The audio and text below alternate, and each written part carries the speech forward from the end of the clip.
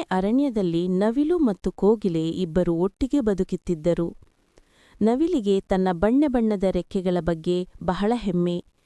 ಅದು ಎಲ್ಲೆಡೆ ತನ್ನ ರೆಕ್ಕೆಗಳನ್ನು ಹರಡಿಕೊಂಡು ನನ್ನಷ್ಟು ಸುಂದರ ಯಾರು ಎಂದು ಹೆಮ್ಮೆಯಿಂದ ಕೇಳುತ್ತಿತ್ತು. ಕೋಗಿಲೆ ಹಿಂಗೆ ಸೌಮ್ಯವಾಗಿ ಒಂದು ಕೊಂಬೆಯ ಮೇಲೆ ಕುಳಿತು ತನ್ನ ಮಧುರವಾದ ಸ್ವರದಲ್ಲಿ ಹಾಡುತ್ತಿತ್ತು. ಅವಳಿಗೆ ಬಣ್ಣದ ರೆಕ್ಕೆಗಳಿರಲಿಲ್ಲ, ಆದರೆ ಅವಳ ಧ್ವನಿ ಕೇಳಿದಾಗ ಅರಣ್ಯದ ಎಲ್ಲಾ ಪ್ರಾಣಿಗಳಿಗೂ ಸಂತೋಷ.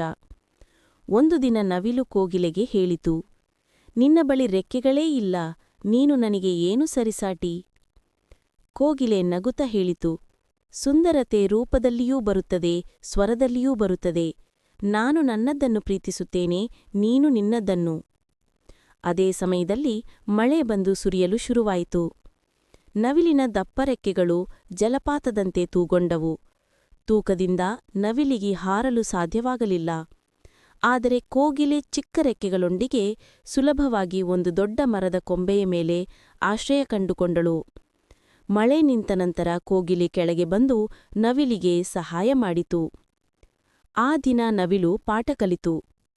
ಪ್ರತಿಯೊಬ್ಬರಿಗೂ ತಮ್ಮದೇ ಆದ ಶಕ್ತಿ ಮತ್ತು ಸೌಂದರ್ಯ ಇರುತ್ತದೆ. ಅಹಂಕಾರಕ್ಕಿಂತ ಸ್ನೇಹ ದೊಡ್ಡದು.